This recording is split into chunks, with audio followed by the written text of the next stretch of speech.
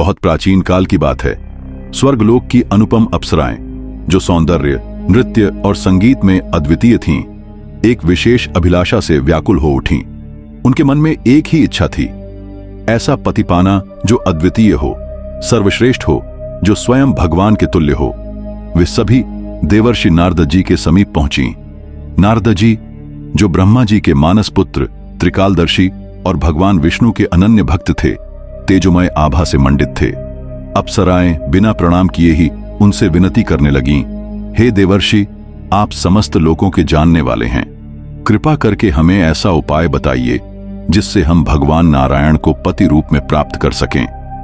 देवर्षि नारद जी ने अप्सराओं को गंभीर दृष्टि से देखा और बोले, प्रश्न करने से पहले प्रणाम करना शिष्टाचार और मर्यादा है, किंतु तुम सब युवावस्था के गर्व में इस नियम को भूल गईं। फिर भी मैं तुम्हारी कल्याण कामना से एक अत्यंत प्रभावशाली व्रत का उपदेश दूंगा। नारद जी ने मधुर वाणी में कहा, तुम सब प्रेम पूर्वक भगवान विष्णु के नामों का कीर्तन करो, अपनी वाणी, मन और कर्म से उन्हें पुकारो, सच्ची भावना से प्रार्थना करो, हे प्रभु, हमें अपने श्री चरणों में स्थान दीजिए। साथ ही एक व्रत का पालन करो जो अमोघ फल देने वाला है। वे बोले, चैत्र और वैशाख मास के शुक्ल पक्ष की द्वादशी तिथि को इस व्रत का संकल्प लो। रात्रि में विधिपूर्वक भगवान श्री हरि की पूजा करो। लाल पुष्पों से एक सुंदर मंडल बनवाओ। नृत्य, गीत और वाद्य यंत्रों के मधुर स्वरों के साथ जागरण करो।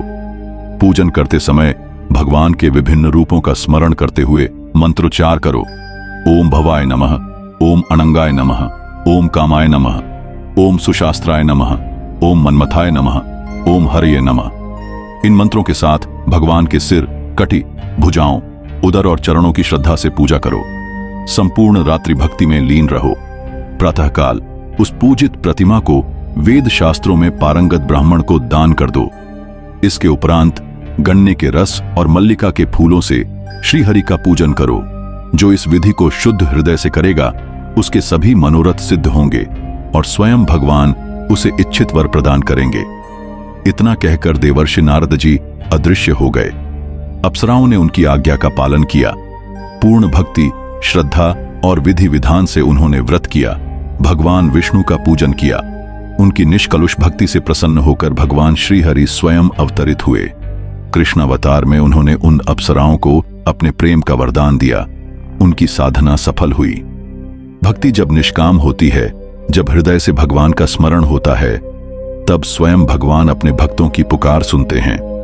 प्रेम, श्रद्धा और समर्पण ही सच्ची भक्ति के मूल हैं। यही इस कथा का अमर संदेश है।